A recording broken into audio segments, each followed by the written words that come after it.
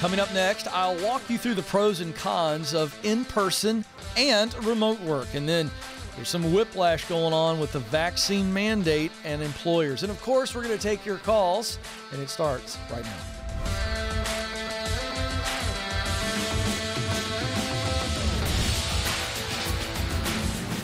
All right, folks, welcome to the Ken Coleman Show, where we help you win at work and win in your life. You were created to contribute, and we want you to start looking at work as something that allows you to not just make money, but to experience tremendous meaning, because you're making a unique contribution to the world through your work. The income is there and the impact is there. I want to help you figure out what that is. It's multiple opportunities. We define the dream job simply as a job that allows you to spend most of your day using what you do best, your talent, to do work you love, your passion, to produce results that matter deeply to you, your mission. When talent, passion, and mission are in alignment, it is a dream job, because you are going to perform at an unbelievable level. People will see that you were born for that work. They will marvel at your output. 844-747-2577 is the phone number to jump in. It is a caller-driven show where I am your counselor, coach, and cheerleader, all in one call. 844-747-2577. Okay, so remote work is not a new concept, but it obviously exploded in that most of the country was doing remote work for at least the first two, we'll call it the second and third quarter of 2020. And so now we've seen a lot of people going, I enjoyed remote work so much. It was such a lifestyle change. I'm not willing to go back in the office. Well, we also have leaders going, hey, we tried remote work. We made it work. We think that we need a hybrid model where you're in the office some and remote some. And some companies are going, you know what? Remote work isn't right for us and our company, so we want everybody back. And so people are having to choose. And I think this could be in front of many of you who are watching today. So what I want to do is just walk through a real basic. If you think about grandma and your parents, at some point in your life, you had a big decision. You sat down on a piece of paper and you said, we're going to go pros and cons. It still works.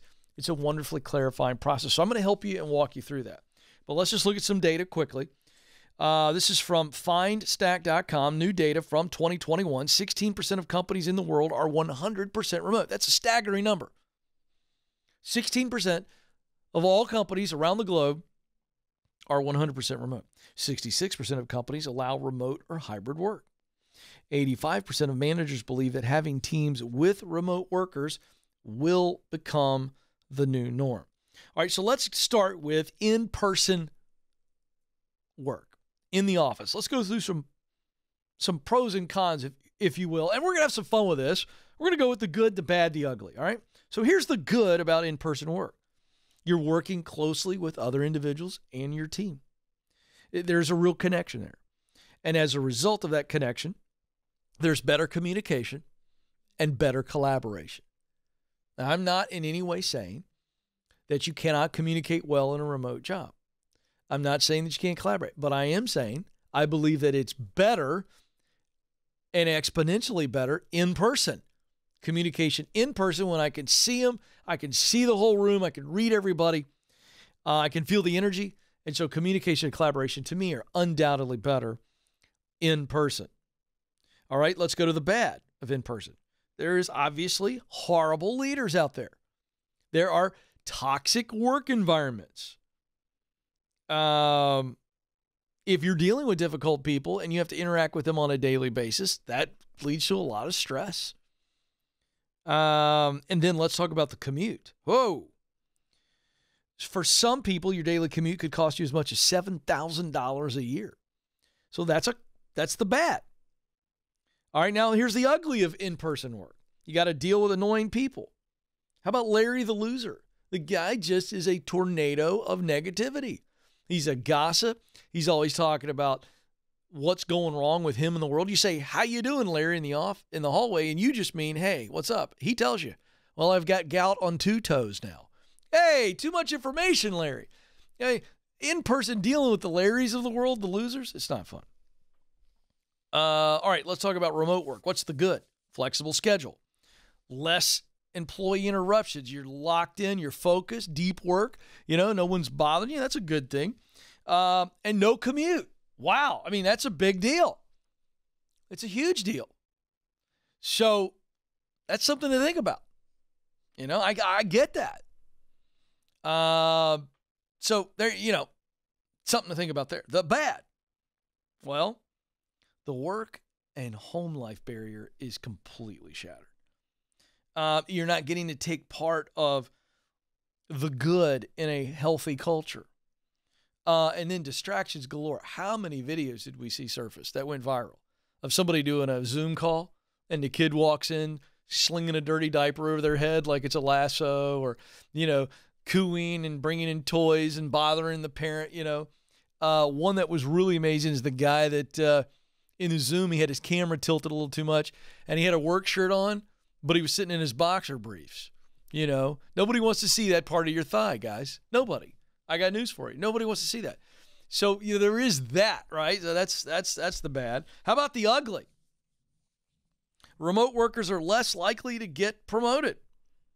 Data reported in Wired magazine that companies are reporting that work from home employees are 50% less productive than in office employees. So I know there'll be a lot of heated debate over that.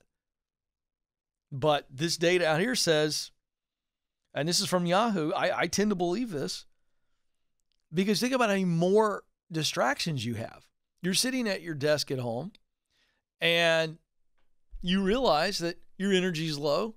You realize you got a hankering. You realize there's a gallon of ice cream 14 steps away. What's stopping you from taking 5 minutes to get the ice cream, and then you're checking social media while you eat the ice cream? You look up and you've lost 25 or 30 minutes all because you could go get ice cream. You're in the office. There's no gallon of ice cream in the fridge. I believe that'd be shameful, wouldn't it? What if I brought a gallon of ice cream to the office? Like, Ken, what are you doing? I mean, we have refrigerators down here at Ramsey Solutions. I could put a gallon of ice cream down there and, get myself a bowl of ice cream at 2:00 in the afternoon. What are the chances of that happening? Well, what are the chances of me getting a gallon of ice cream and then sitting openly at my desk and, spending 20 minutes on Facebook? I'm going to tell you, we have an open office plan here. Alex walks up on me all the time. I don't even know he's there. He's like a hologram. Next thing I know, he's there. Well, I'm not going to be just sitting on Facebook scrolling for 20 minutes. There's some accountability. And so one of the ugly parts is that you just can completely lose track of time and your productivity absolutely tanks. So that's a quick snapshot. And I think you have to, why do I share the good, the bad, the ugly about in-person and remote? Because you have to ultimately determine not what it is that I want, but what is best for me. I mean, I could want to work at home in my pajamas. I can just tell you right now, that's not best for me the way I'm wired. I could want to work remote, but I'm going to tell you, it's not best for me. I need the energy. I need the collaborative realities that being in the office provides. So be mature, be an adult, and walk through the good, the bad, the ugly about both, and decide what's the best format, the best environment for you to thrive, to do the work that you were created to do. Don't move. More Ken Coleman Show coming up right around the corner.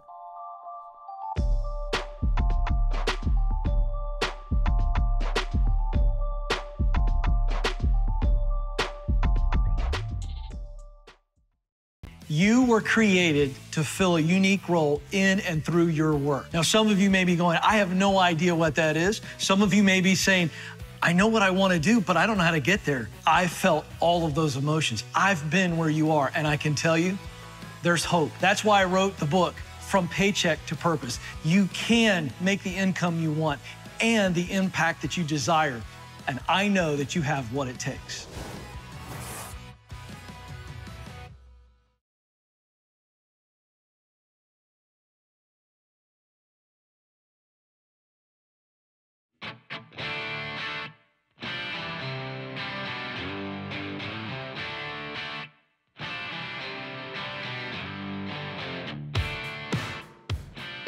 All right, folks, welcome back to the Ken Coleman Show, where we help you win at work and in life. It shouldn't be separate endeavors.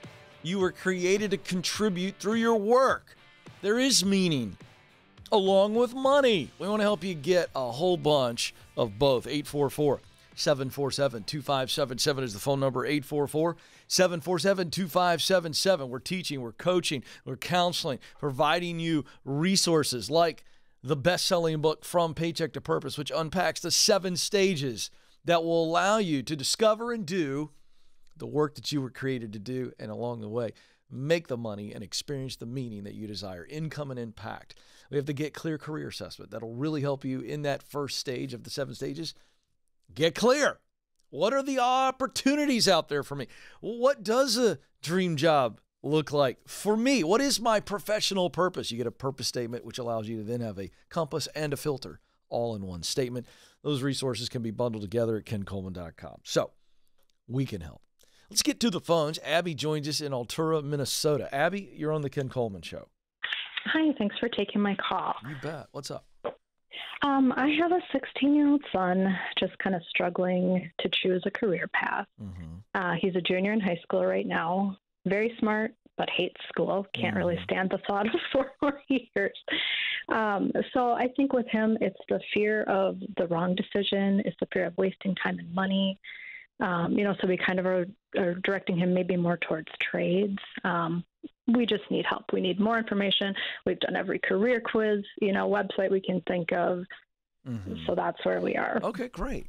Well, a couple things. He's 16. Yep.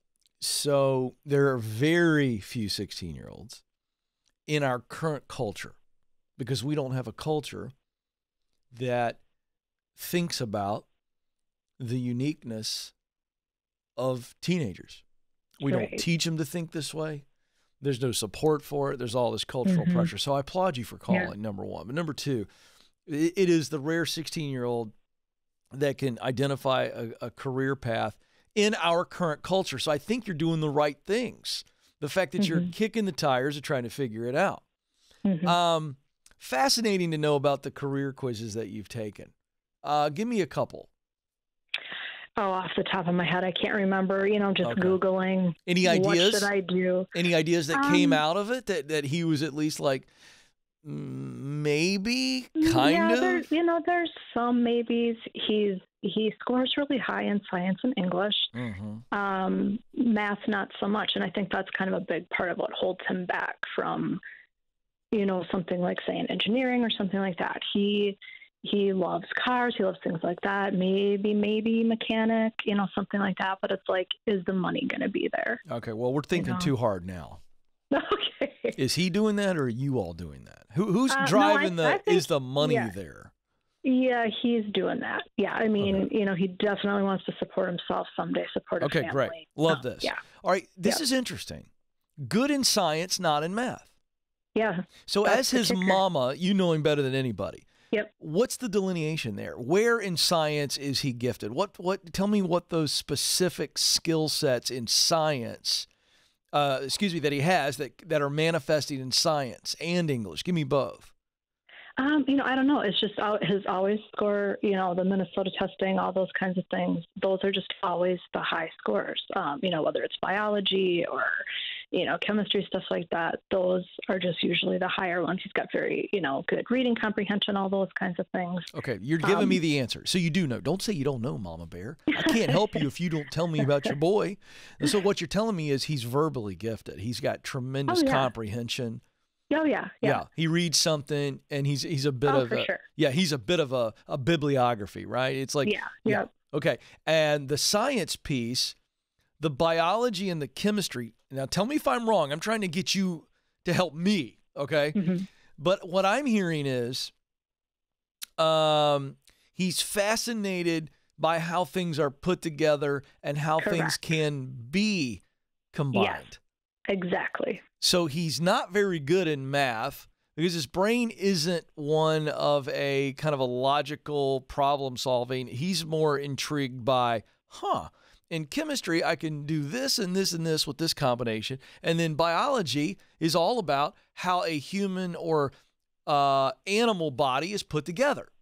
And he's intrigued by both of those things. True or false? True. Okay. So there are the clues. Okay.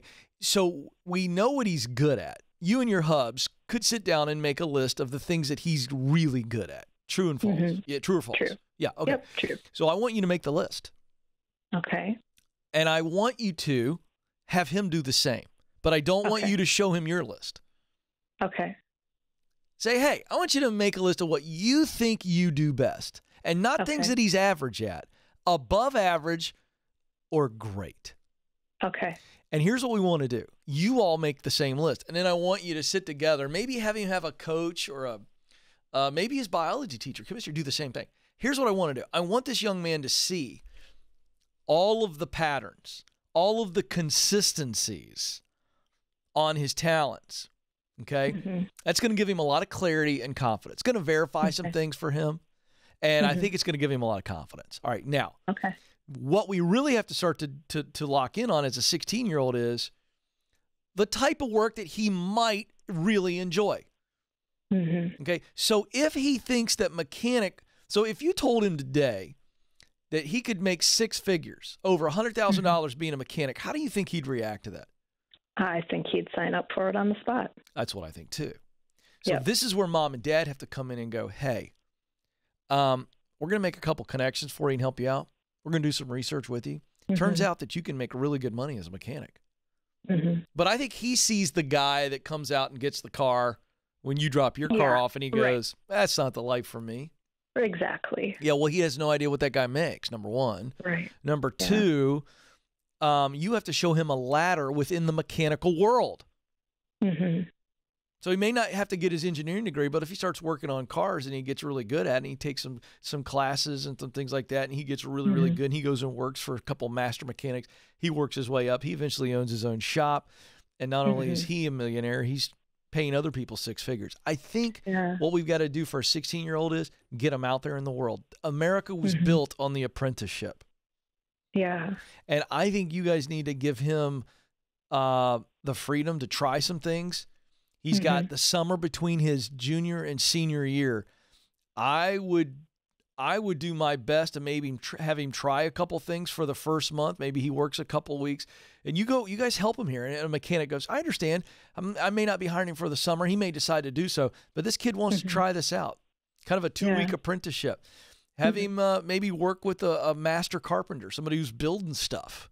Okay. I would ask your kid, what do you want to build, put together? Like, what would you do if money weren't an object? If you knew you could make 6 figures, what are the top 3 things you're interested in? Get that list and get him out there on site, shadowing people that are doing this successfully. Yeah. And then let him see what his heart tells him. I think that's the approach. Yeah. Okay, well, then we're headed in the right direction. You are absolutely headed in the right direction. He needs to understand that he may not make $100,000 right out of high school. Right. But while all of his buddies are going to college trying to figure out what to do with their life, even if he's making 35 or 40 grand, show him how quickly he could bank that money up and in 3 years buy his own house. Yeah. You guys got to cast vision for him with real numbers. That's what this kid's actually thinking the right way. I love this. Yeah, good. Yep. That's it. You got it? Well, thank you. Yeah, sounds good. We'll try it. Yeah, it'll work. And can I just tell you, can I speak to parents for a second? This is the kind of thing you need to do, whether it's college or not. Okay, so let's say your kid is going, I think I want to be I think I want to do physical therapy. And they go, but can I make enough money? Or whatever it is.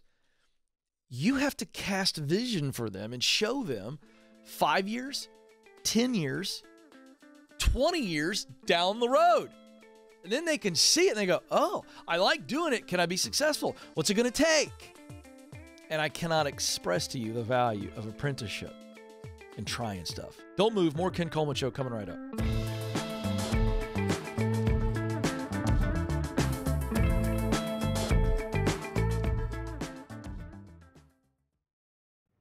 Do you know what you were born to do? In order to get hired at a job you love, you need to get clear on your talent, passion, and mission. That's why our team created the Career Clarity Guide. In just a few minutes, this free tool will walk you through a process to discover what you do best, talent, the work you love to do, passion, and the results you want your work to produce. That's mission. Then you're going to feel way more confident throughout the job search process. To get started, go now to kencoleman.com/clarity.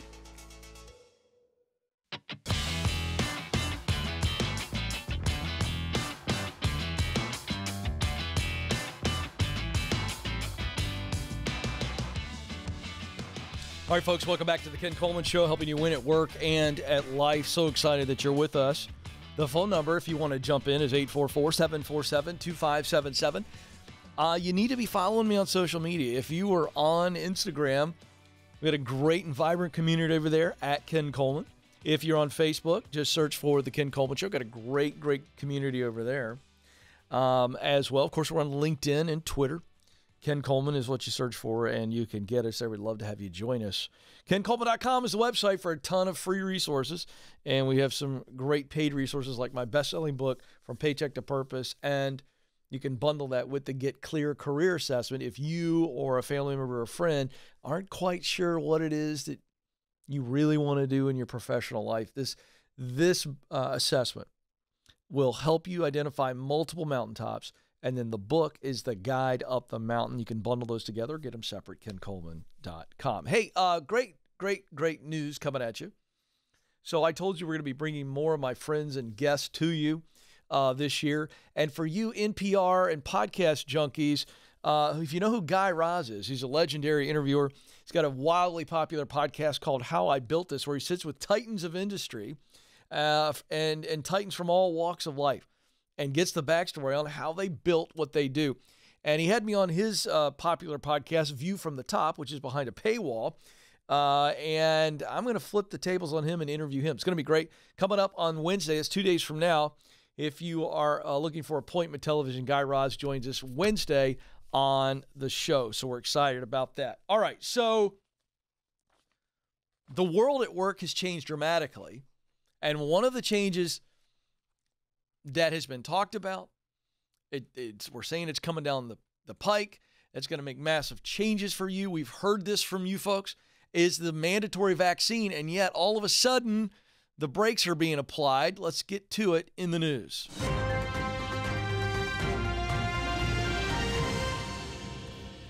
All right, this is from the New York Times. The headline is, Whiplash on the U.S. vaccine mandate leaves employers totally confused. No duh. So in November, just kind of give you an update on the landscape here. In November, the Biden administration made it pretty darn clear. Large employers were going to be required to get all of their workers fully vaccinated. And I believe it's not listed here in the article, but I believe that was companies with 500 employees or more, I think was the distinction. Okay. And obviously that came out, depending on what side of the aisle you're on politically, where you are at on all this medical and science stuff, it caused quite a ruckus. Well, within minutes of the Biden administration announcing this, that it was going to go through OSHA, there were lawsuits being filed, legislators getting involved.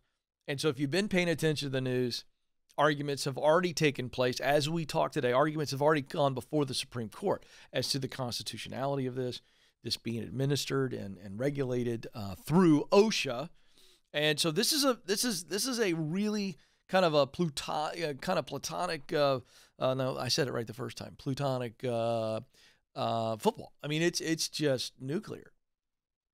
And as a result, it's creating a lot of confusion for employers because they're going, if this is going to be mandated, we got to figure out how we do this. Aaron McLaughlin is quoted in this article, a employment lawyer, said, my clients are totally confused, and frankly, so am I.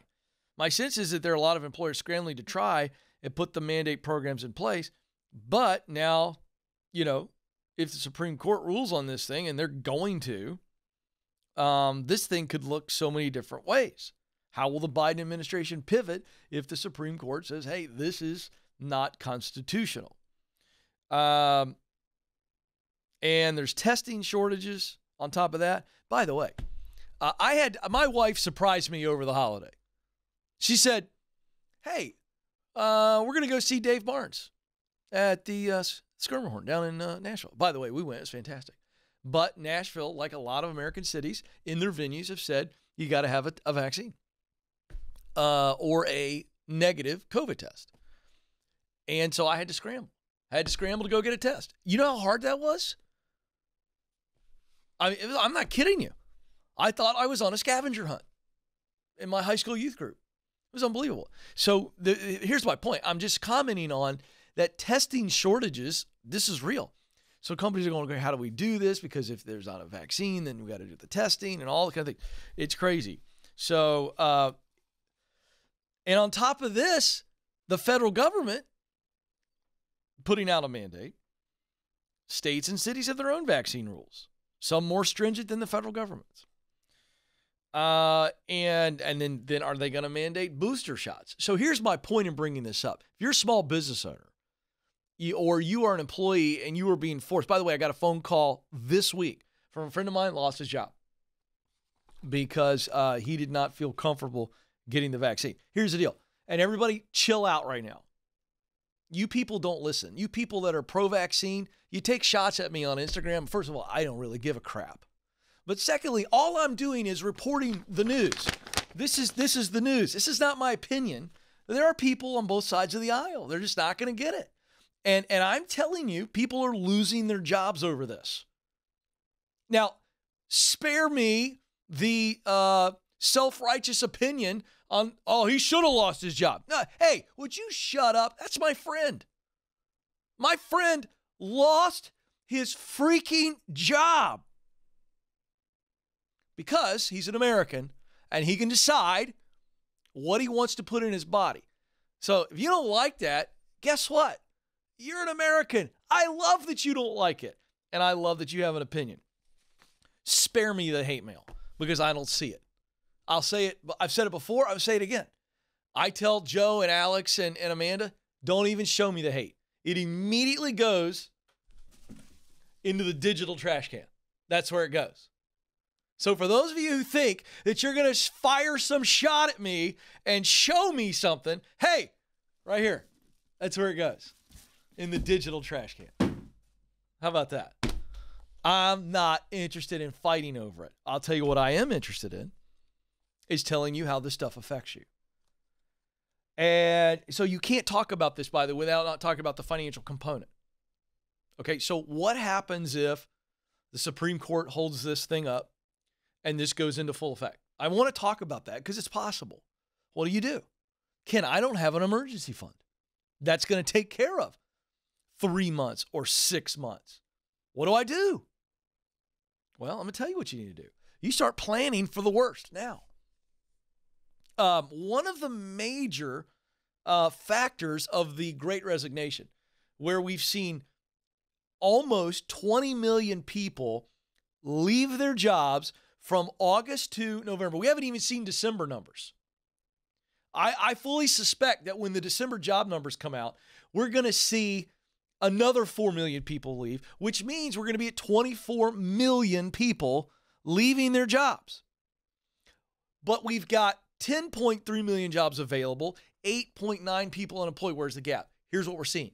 People are starting their businesses. They're going, I'm not going to go back to the restaurant and sling plates, which, by the way, there's nothing wrong with that. You know what they're saying? They're going, I'm going to go work for myself.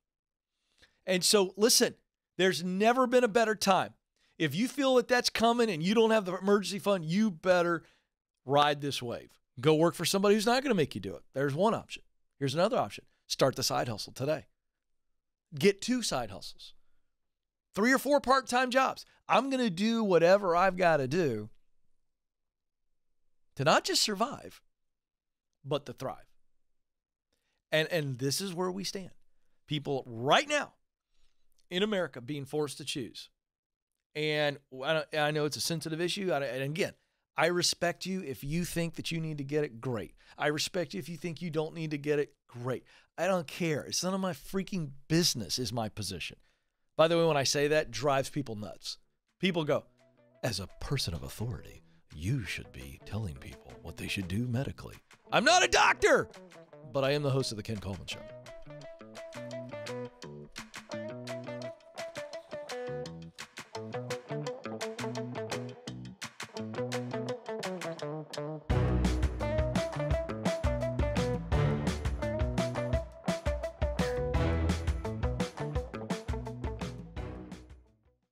Our world is changing, but so are we.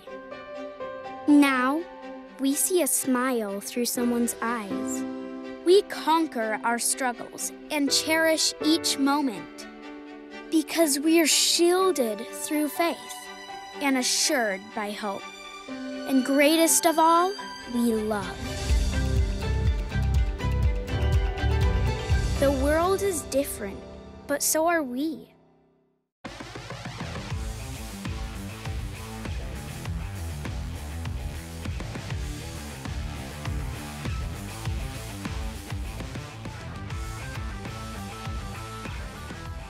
All right, folks, welcome back to the Ken Coleman Show.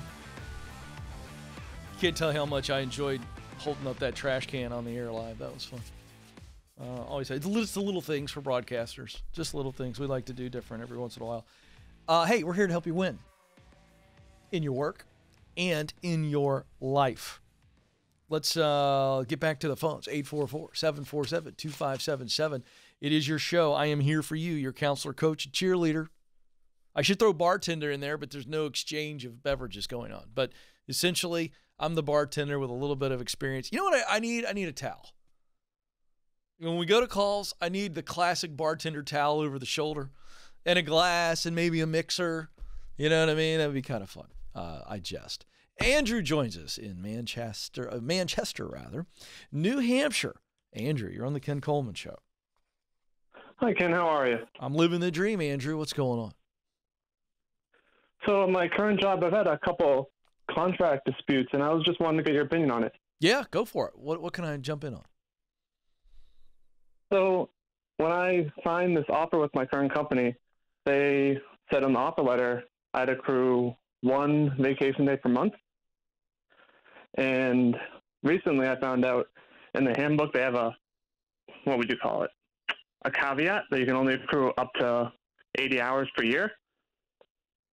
And in the offer letter, they put a link to the handbook, which states that caveat, but it was not in the signed offer letter. So I kind of felt misled. Okay, so hold on. I want to make sure I understand here. So in your offer letter, they said you would get 1 vacation day a month. Yep. So 12 vacation days in a year. Correct. Okay, and then explain the 80 hours piece. Sure. So then they put a link to the handbook, which says you can only accrue up to 80 hours, so 10 days per year. So it's kind of... Yeah, it's like they took 2 days away. Yeah, essentially. But that was not the impression I got when I signed the offer. Mm-hmm. Have you talked to anybody? Go ahead. You keep going with your question. Keep going. Okay. Keep going. Well, at the end of the day, they linked the handbook, and I should have gone through it all to make sure it was all correct, but I just feel like more could have been done, and I feel like I was misled in the way. Oh, listen, can I just tell you something right now? Yeah. This isn't on you. I mean, they spelled out in an offer letter that you get 12 days. I don't give a crap if they put a link to the Library of Congress in there. There is confusion that they've created. So now this gets down to, well, what's the letter of the law? Like what rules here, right? So is it what's binding? Is it the specific offer letter, or is it the link to the handbook where the handbook says you're maxed out at 80 hours? Like the handbook could be old. Have you talked to anybody about this, leader or coworker? See, like, is this a misprint? Like, where are we at right now on this particular issue? You talked to anybody about it? Yep, my manager is kind of on my side, found it misleading, and HR director admitted it was a mistake on her part. What was the mistake? The mistake was the mistake was not to include the caveat of only accruing up to 80 hours. Well, it's not a caveat. It's a straight, like, it's not a caveat. It's literally, the handbook says no one can get more than 80 hours of vacation. Yeah. No one. Yeah, I guess you're right. It's not a caveat. It's like literally going white versus black. Like, I think this is white, this is black. There's no gray area here. There's no caveat. Am I right? No, your point. Yeah, you make a good point. So is it a true mistake on their part? Like, they put in the 12 and nobody gets 12. They just accidentally put it in there. The HR director put it in wrong. I believe that was what happened. And then the CFO decided to enforce it by the handbook. Right. Okay. So in this case, I don't think you have any recourse at all, because what they are saying is the handbook is the rule. Nobody else gets 12. It was literally a clerical or snafu, right? Yeah, that would be how it's going down. Well, but it's true. Sounds like it's true to me. Sounds like nobody gets 12 days. Yep, and you'd be right, but I guess it just doesn't feel... No, it's a mistake. I feel like I've been misled. Well, either you were misled. I don't think you were misled, because nobody gets 12 days. It's clearly an error. Okay. So the way now, listen, it sucks because you thought you were getting 12. You're getting 10, but nobody gets 12. So they're not mistreating you, nor are they misleading you. It's just she blew it. Give her some grace. I appreciate the call, but look, it is what it is. Be a big boy and decide what you want to do. This is the Ken Coleman Show.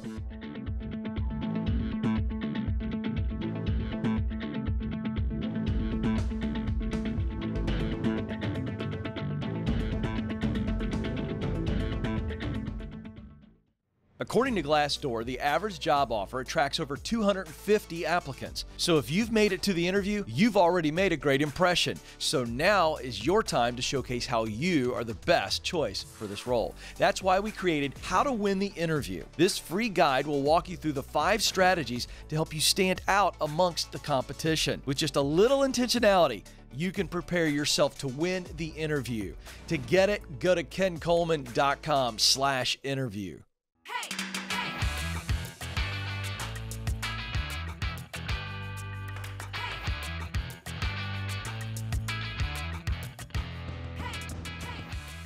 All right, folks, welcome back to the Ken Coleman Show. So excited that you're here with us. We're coming to you from our Ramsey Solutions studios in Nashville. If you're ever in the Music City or parts around, we're only about, I'd say from here, about 22, 23 minutes due south of Nash Vegas, the capital of bachelorette parties. By the way, I had heard this, and I'm in a season of life where Friday, Saturday night downtown Nashville doesn't happen often. You know what I mean? Of course, I'm saying it's a season of life. It's just boring. It's very few times I'm going to go down to Nashville. I love Nashville. It's fantastic. But anyway, we were in town recently. Some friends were in town, wanted to see it. And I had kind of heard that factoid and kind of forgot about it. There were bachelorette parties everywhere. You can't walk 30 yards without seeing one, bumping into one, or watching them pedal down Broad Street. By the way, while I'm on it, while I'm being distracted, if I want to go enjoy any city in America, I'm not going to pedal while I have a beverage. These things are very popular in Nashville. I don't know if they're popular anywhere else. I haven't seen them anywhere else, but it's like a big giant, picture like a big giant wagon that you'd pull in the back of a tractor. It's got a roof on it, and people are sitting all around it, and people are pedaling to make the thing go forward while they sit at a bar seat. So they're sitting at a bar seat having a beverage, and they're pedaling to make the thing go forward. And every time I see it, I go, it's too much work. Why do I want to pedal while I'm having a beverage? I don't know. Just me. There we go. Hey, this is the time to move. I'm telling my audience, you got to move. This time, if you want to cash in, it is a job seekers market. And I don't think it's going to go away anytime soon. And last year confirmed all of that. So here's the deal. If you want to move, this is the year. And I don't think it's as difficult as you think it is. ZipRecruiter can help. They're my good friends. They're helping a lot of you here on the Ken Coleman Show. They send you the right jobs, and you can apply to these jobs with one click. They may even send you a job that you never even realized was out there that you were qualified for. And companies are raring and ready to go to interview you. So sign up for free today at ZipRecruiter.com/Ken. That's ZipRecruiter.com/Ken. It's the best way to get hired. Put ZipRecruiter to work for you. ZipRecruiter.com/Ken. All right, let's get to it. We've been doing this in the month of January. Big month. A lot of people getting hired, and more people get hired in the month of January than any other month of the year. So we're bringing you our daily job tip. Here it is, the job tip of the day. Amy from Facebook writes in, Ken, my job search is finally paying off, and I currently have 3 opportunities in process. My question is, how much do I tell each prospective employer about my other prospects? If we move into phase 2 of the hiring process for each job, but at least one of them is going to involve additional interviews. Any advice on navigating this phase of the job search? Later's better, in my opinion. I mean, if you're in the early stages of the interview process for 3 people, I don't think it makes any sense to tell them about the other ones. Now, if we get to advanced stages and we've got one offer that has just come to us, and then we have, we're in deep in the process, we think we're about to get another offer, I would say, hey, full disclosure, I've been in this process. I've got one offer that I'm considering, and now I've got to take one. So that's what I would do. I would wait till late in the process to let them know. And don't over leverage this. Just let them know. Good question, Amy. I love that. By the way, Amy's situation is not abnormal at all. I mean, we're getting updates from listeners all the time, viewers telling us, hey, Ken, I got multiple offers. Never had more offers in my life. So good on you. All right, let's go to Bloomington, Illinois. Dominique is joining us there. Dominique, you're on the Ken Coleman Show. Hi, thank you for taking my call. You bet. What's going on? Well, a little bit about me. I'm a single mom of 2 small children, and right now I'm unemployed. So I'm trying to get clarity on what my next step should be. Okay.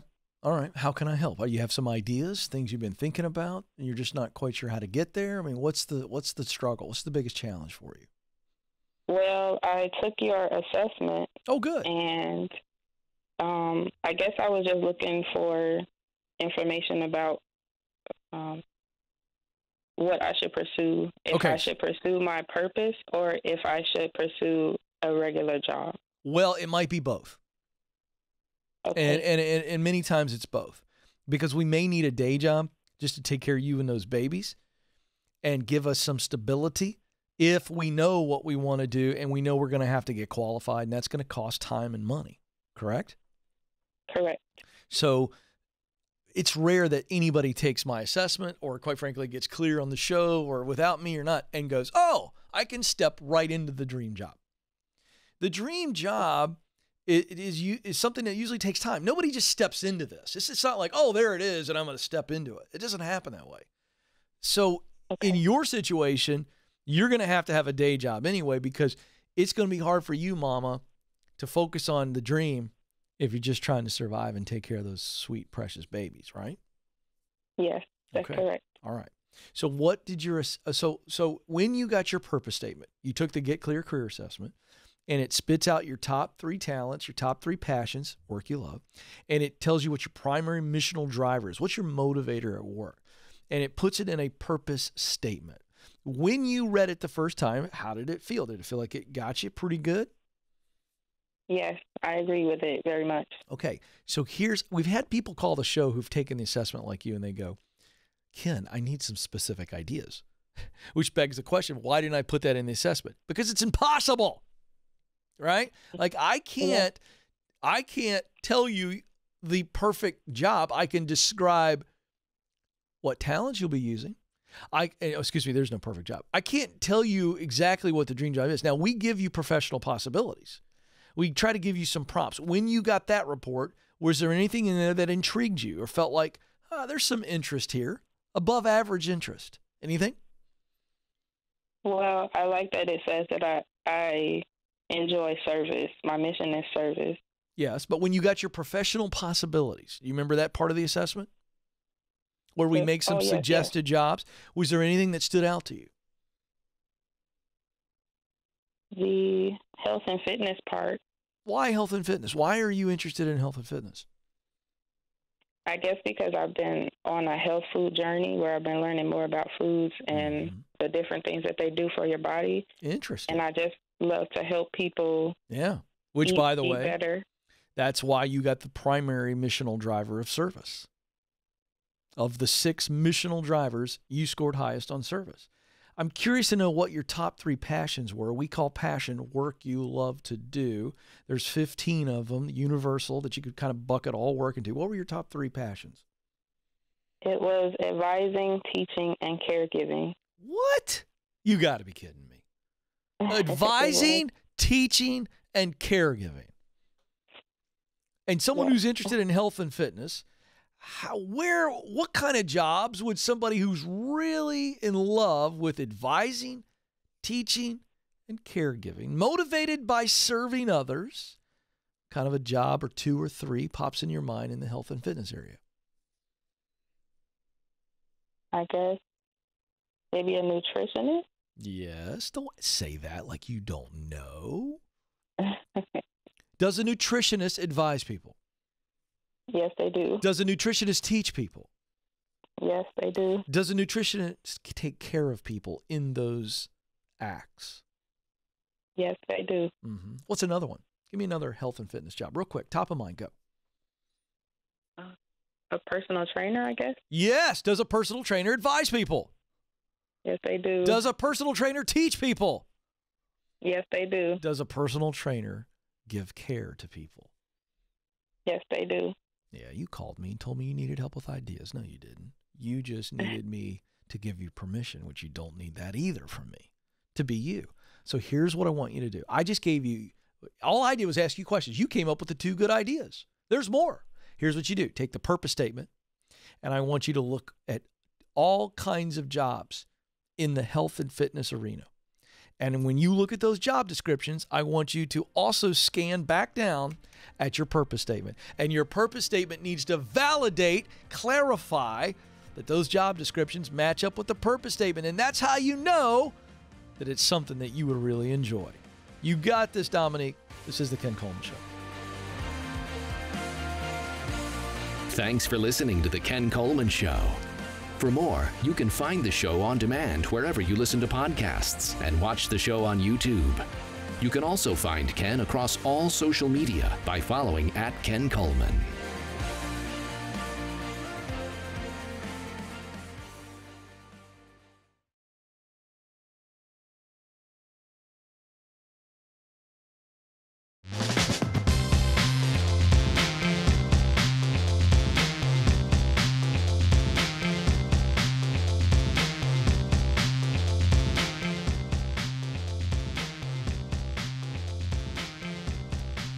All right, folks, welcome back. Thrilled to have you with us right here. Bonus session on our YouTube channel. Love you, YouTube folks. And so we get this bonus content for you that only you can see. So spread the word. Give us a like right there below the video window with the old thumbs up. Subscribe and share all of those links right there below the video window. So we're having some fun. We got a new thing we've developed we're very excited about because so many people are quitting. It's become like the thing, right? Like everybody's going, well, you quit? Oh, I want to quit. You get paid more? Oh, I want to get paid more. And what's interesting about all the quitting is not the sheer numbers. It's the style by which some people are quitting. I mean, look, folks, I'm 47. I'm a Gen Xer, and when we were growing up, it was a normal phrase to go, look, don't burn bridges. Like, there's no need to burn a bridge. Well, now we live in a world where I think social media has exacerbated this. I'm going to say something I didn't normally plan to say. This is going to offend some of you. You need to get over it. I think Trump has some blame on this. He brought in this WWE style of communicating. It was like there was no more politeness. It was just, I'm going to call you a name on national media. Like, it's just gotten uglier. I'm not blaming it all on him. I'm saying we don't have a cultural sense of, let's be classy. Classy's not cool anymore. Mic drop, insulting people, cussing them up and down, showing them up. This is the new thing. So anyway, we're going to have some fun with this because in the midst of the great pandemic on social media like TikTok, Instagram, and beyond, a hashtag I quit developed, and it is wildly popular. It's all over the place. So here we go. We're going to bring you some I quit.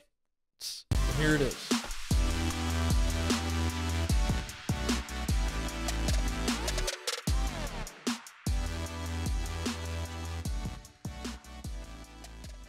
All right, folks, here we go. So it occurs to me we have a young audience, right? A lot of 25 to 35-year-olds, you get this. If you are over the age of 45, a hashtag is just a number sign, and it's a way of grouping all these videos. These things are spectacular. So here we go. I've not seen these. The team has. I like to just read and react. Let's go with the first, I quit.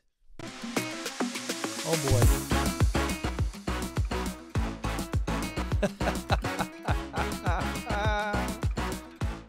Okay, all right. So this is not a bad I quit. Now, there's some bad ones and there's some fun ones, and so we're showing you all guys. Okay, now, I love that she's kind of like, I'm moving on, folks. I'm stepping out. Like, I like the video is going out. You know what I mean? She's on her way to resign. And I think that was fun. I like the dance step. You know what makes me sad, though, is that that's probably the first time in a long time she had a little pep in her step. The sad part of that video is that that's probably the first time in a long time she walked out the front door like that on a weekday. And I you know what? If that's what you got to do to quit to go to something great, come on. But, man, that makes me just a little bit sad that we have so much of that going on. But I like that. I like the style. All right, what do we got next? People always say, don't just leave that job, give it 2 weeks notice. They gonna notice when I don't come back. They better give me 2 weeks notice before they fire me? Or do I gotta come to work and work all day, then they gonna fire me? See, now I gotta make bail. Because I'm going to jail. All right, I like this. Now, this young man's funny. All right, now that's funny. And here's what's interesting about that. He makes a legitimate point. All right, so the 47-year-old who wants to protect his reputation is going, I get it. I 100% get it. And I have to own that for a second. He's right. Right? Like, why should I give a 2-week notice? Like, on the face of it, he's really funny with that. So I'm going to go give a 2-week notice, and then they're going to fire me. And then I'm going to get angry, and I'm going to have to meet bail because I'm going to jail. He's having fun. And that's not a violent young man there. But let me tell you something. I get it.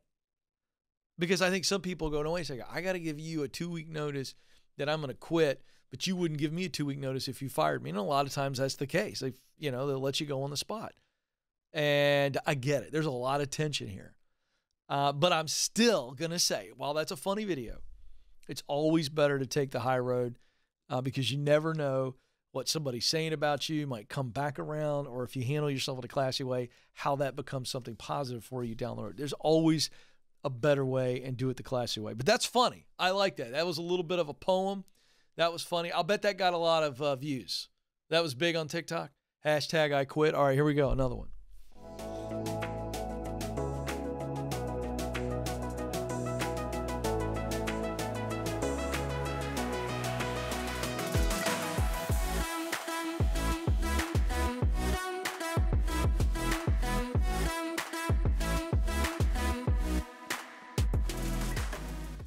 Wow. Now that's great. Now that's an inspiring hashtag I quit there. Couldn't find anybody, didn't know anybody. He could have found somebody. I want to point that out. But instead of going, I don't know anybody, making excuses for why he wouldn't move into doing the work that he loved. You know what he did? He got right here on YouTube. Undoubtedly. Like, there's a how-to video on this channel, on this network of YouTube that for everything. And he goes and he watches videos. He learns. Probably listen to some podcasts. Maybe watch some actual courses. Maybe he took a course. Who knows? He watched other people wrap cars and he figured it out. He got qualified all on his own. Love that. I can't tell you how many times we've had somebody call in and say, Ken, I want to be a photographer, and I don't know how to get qualified. I'm like, YouTube.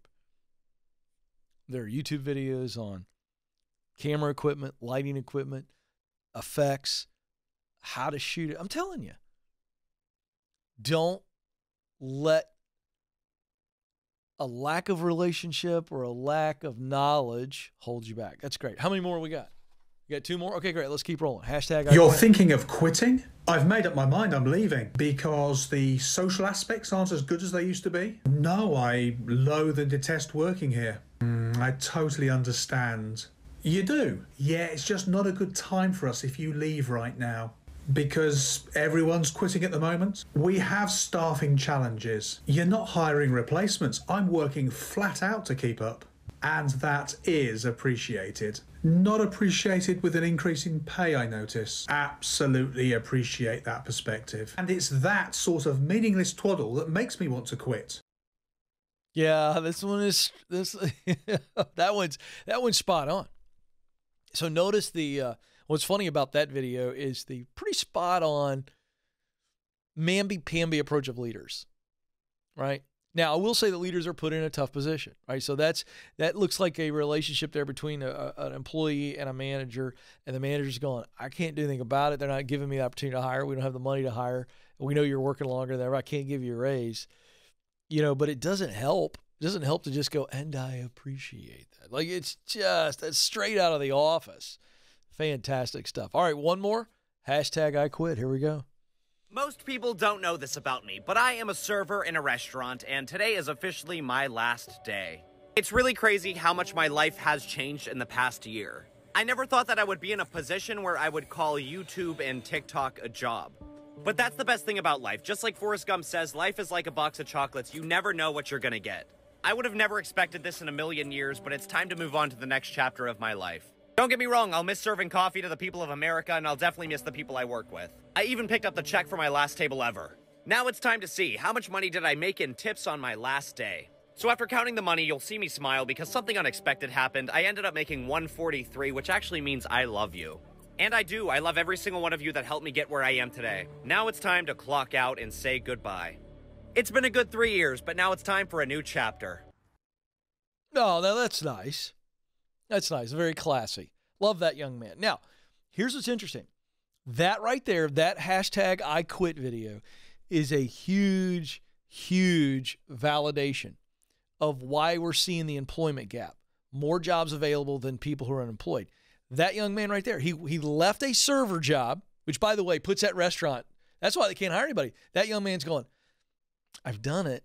I can go make more on my YouTube channel than I can in the $143 in tips. That's the reality. This is not a new phenomenon, but that's what is happening. So he doesn't. Now, this is not a young man, by the way, who's upset. He's just going, hey, it's not right for me. I'm out. I'm out. And he was really classy about it. I love it. Good stuff there. Love the new feature. If you ran into one, send us one. If you want us to show it on the show, ask@kencoleman.com is the email address. Hey, I got to get out of here. You matter. You have what it takes. Press on.